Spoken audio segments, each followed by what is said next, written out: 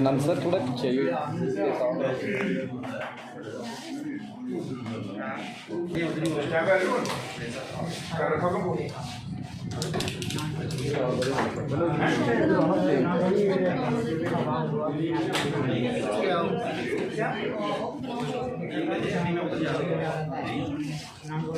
Shrine board का क्योंकि BJP भी वहाँ पे मौजूद रहेगी और 70 में किस तरह के रहेगा, क्योंकि उन्होंने कहा है कि अभी तक जो है जब से सरकार बनी है जो घोषणा पत्र में मुद्दे थे अभी तक उनको शुरू नहीं किया गया। क्या कहें? देखिए, यहाँ तक ताल्लुक है 4 तारीख को असेंबली लग रही है और आप सबको भी मुबारक है और जम्मू कश्मीर के लोगों को भी मुबारक है कि इतने अरसे के बाद डेमोक्रेसी बहाल हुई है और यहाँ जम्मू कश्मीर में लोगों से चुनी हुई सरकार बन रही है। तो लिहाजा जो चुनी हुई सरकार बनी है, आप अंदाज़ा लगा सकते हैं, चाहे वो जम्मू का सेक्रेटरीट है चाहे कश्मीर का है, लोगों का कितना रश है। इससे पहले जब से इलेक्शन नहीं हुआ था लोग सेक्रेटरीट में जाते ही नहीं थे। अब उनके अपने चुने हुए नुमाइंदे हैं, चाहे एमएलए हैं, चाहे वो हम लोग भी तो पहले एमएलए हैं, उसके बाद मिनिस्टर हैं या डिप्टी चीफ मिनिस्टर हैं।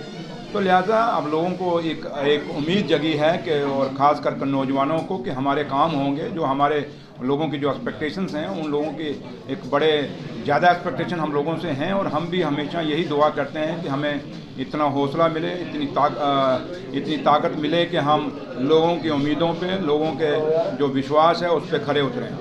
और जिस तरह से स्टेट उनका मुद्दा है, बिना स्टेट उनके आप बड़े फैसले नहीं ले सकेंगे, क्या करेंगे? आपको किसने कहा कि हम बड़े फैसले नहीं ले सकते? कौन से बड़े फैसले कहते हैं? आप पढ़ लीजिए जो एक्ट है, रियूनाइजेशन जो एक्ट बना हुआ है, उसके अंदर कहाँ सरकार को पावर नहीं है। इसलिए ऐसी कोई बात नहीं है, एक आध कोई होगा डिपार्टमेंट बाहर होगा, वरना हम सारी पावरें हमारे पास हैं। और जब हम इलाकों में घूम रहे हैं तो अपने काम के लिए घूम रहे हैं, लेकिन हाँ ये ज़रूर है कि आपकी बात को मैं कहीं ना कहीं इसलिए इसको मैं ऑन करता हूं कि स्टेट बननी बहुत ज़रूरी है, क्योंकि स्टेट के बगैर लोगों का एक जो सही एक सरकार जब चलती है, स्टेट बनी हुई है, उसमें सारा कुछ उसके अंडर होता है, उन चीज़ों के लिए कहीं ना कहीं थोड़ी बहुत दिक्कत है। लेकिन ओवरऑल जो फैसले हैं, जो लोगों के काम हैं, छोटे मोटे काम जो होते हैं, जो वो फैसले हम ले सकते हैं, ऐसी बात नहीं। चाहे रोज़गार का मसला है, चाहे वो डेवलपमेंट का मसला है, चाहे किसी तरीके भी जो काम है, आप देखें जब से हम लोग बने हैं एक माहौल बन रहा है और ऑफिसरों के अंदर अकाउंटेबिलिटी कहीं ना कहीं आई है। आप समझते हैं, चंद रोज पहले मैं जम्मू मेडिकल कॉलेज में गया था और जो हालात हमने देखे, जो लोग कहते थे अच्छे दिन हैं, हमने उनको दिखाया कि कौन से अच्छे दिन हैं। तो लिहाजा अब जो मुझे सुनने आ रहा है कि वहाँ थोड़ी सी अब मेडिकल कॉलेज के अंदर भी हरकत हुई है, आपको भी जाना चाहिए, देखना चाहिए, और जो चीज़ें कुछ अगर कहीं ऊपर नीचे हैं तो हमारे नोटिस में लानी चाहिए। तो लिहाजा क्योंकि मीडिया का भी अपना एक काम है और उस काम के तरीके से आप लोगों ने करना चाहिए। बाकी एक चीज़ मैं आपको कह दूँ, जो लोग ये गलत, अगर हमारे पास पावर नहीं तो फिर जो बीजेपी ने फिर इलेक्शन कराया क्यों? फिर बीजेपी के लोग अपने क्यों लड़े इलेक्शन? वो एमएलए क्यों बने? अगर हमारे पास पावर नहीं तो बीजेपी के एमएलए के पास कौन सी पावर है? इसलिए ये कन्फ्यूज़न क्रिएट करने की बात मत करिए। बात ये है कि सच्चाई ये है कि लोगों की चुनी हुई सरकार है और लोगों ने जो चुन के हमें भेजा है फैसले करने के लिए भेजा, और आप खुद कह रहे हैं कि असेंबली लग रही है, तो असेंबली में क्या होता है? यही सवाल जवाब होंगे।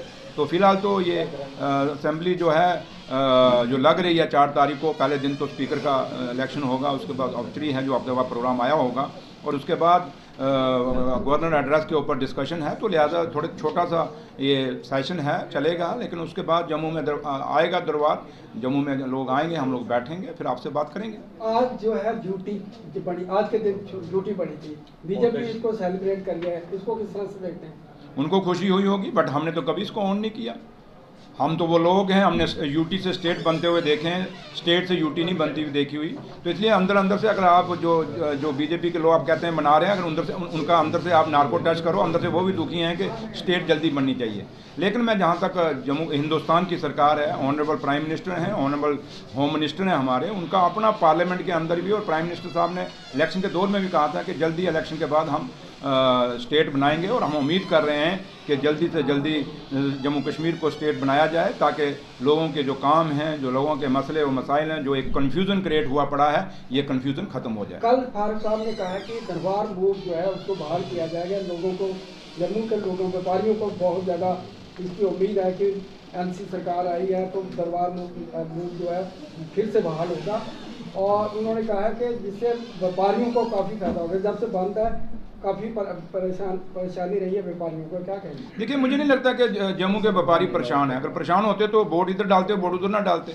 उनको परेशानी मुझे नहीं लग रही, लेकिन फिर भी हम चाहते हैं कि जो जम्मू के हित में जो ये अपना बंद हुआ है, दरबार बंद हुआ है, इससे जम्मू को नुकसान हुआ है, जम्मू की इकानमी को नुकसान हुआ है। लेकिन हम लोग महसूस कर रहे हैं, लेकिन जो लोग आपके जिनका जिक्र आप कर रहे हैं, मुझे नहीं लगता कि उनको ये कहीं महसूस होता। अगर महसूस होता तो ये फैसला जो उन्होंने दिया जम्मू में MLA की सीटों पे वो ना देते, उसका अलग फैसला आता। लेकिन फिर भी क्योंकि हमें जम्मू से हमदर्दी है और फारूक साहब को और उमर साहब को नेशनल कॉन्फ्रेंस हमेशा सबको साथ लेके चली है, तो इसलिए नेशनल कॉन्फ्रेंस का हमेशा हमारा एजेंडा रहा। और पहली कैबिनेट मीटिंग के अंदर भी हमारी ये डिस्कशन हुई और उमर साहब ने भी कहा, क्योंकि इस बार तो पूरा फुल फ्लैज दरबार मूव नहीं हो सकता क्योंकि टाइम बहुत कम है, लेकिन नेक्स्ट ईयर हम दरबार मूव का पूरा करेंगे, क्योंकि दरबार मूव से ही जम्मू की इकानमी बचेगी, जम्मू के होटल बचेंगे, जम्मू की ट्रांसपोर्ट बचेगी, जम्मू का व्यापारी बचेगा, जम्मू के बेरोजगार बच्चों के रोजगार, क्योंकि हर बंदे को सरकारी नौकरी नहीं मिल सकती, बट कम से कम अगर जम्मू का व्यापार अच्छा होगा, इंडस्ट्री अच्छी होगी, तो ये लोग कहीं ना कहीं उनमें उनको रोजगार मिलेगा। तो इसलिए ये जो दरबार है ये खाली शानो शौकत के लिए नहीं है या किसी आराम करने के लिए नहीं है, बल्कि जम्मू की ये हम नेशनल कॉन्फ्रेंस ने दरबार मूव नहीं चलाया था, ये महाराजा के टाइम चला था और महाराजे का फैसला था, क्योंकि वो चाहते थे कि दोनों शहर, चाहे वो कश्मीर प्रोविंस हो चाहे जम्मू प्रोविंस हो, दरबार मूव से दोनों की इकानमी ठीक रहे। तो लिहाजा जहाँ तक नेशनल कॉन्फ्रेंस का ताल्लुक है, हमने इलेक्शनों में भी कहा और आज भी कहते हैं कि दरबार मूव होगा, लेकिन इस बार तो मुश्किल इतना नहीं हो पाएगा, लेकिन नेक्स्ट ईयर जो है दरबार मूव होगा। लास्ट क्वेश्चन सर, PHE का मुद्दा जो है काफ़ी आपने घोषणा पत्र में लिखा कि जब भी सरकार बनेगी PHE डेली वेजर जो लंबे समय से हड़ताल पे हैं उनका मसला हल होगा। ये सवाल मुझे आप पूछ रहे हैं, आप मुझे खुशी तब होगी यही सवाल, यही पूरे ये जितने आपने मेरे अगर माइक रखे हैं, उठा के सीधा BJP दफ्तर जाओ, उनको पूछो कि आपके मैनिफेस्टो में क्या क्या था, आपने कितना लागू कर लिया। जब वो लागू कर लेंगे हम भी कर लेंगे। नेशनल कॉन्फ्रेंस ने जो आज तक कहा, मेरे लीडर ने कहा है, फारूक साहब ने कहा है, उमर साहब ने कहा है, उन्होंने किया है। तो इसलिए आप जल्दी से इतना उतावले मत होएं कि जम्मू को नेशनल कॉन्फ्रेंस को ये सवाल पूछते हैं। कम से कम उन लोगों को तो पूछिए जिन्होंने 10 साल यहाँ पे रूल किया, जिन्होंने इन PHE के वर्करों के साथ रैबरे खेल, खाली PHE नहीं है भैया, यहाँ पे रैबरे खेल भी है, यहाँ डेलीवेजर बिजली के भी हैं, यहाँ रैबरे जंगलात भी हैं, रैबरे ज़राअत भी हैं, यहाँ NYC हैं, यहाँ आपके होमगार्ड्स हैं, यहाँ आपकी आंगनवाड़ी वर्कर्स के हैं, यहाँ आशा वर्कर्स के हैं। कितने मुद्दे इन 10 सालों में उठे। तो इसलिए खाली एक मुद्दे की बात नहीं है, पहले उनको तो पूछ आइए, फिर हम अपना जवाब दे देंगे। लेकिन हम जवाब नहीं देंगे, आपको धीरे धीरे खुद पता चलेगा कि नेशनल कॉन्फ्रेंस ने जो वादे किए थे वो करके भी दिखाएं। Thank you. धन्यवाद।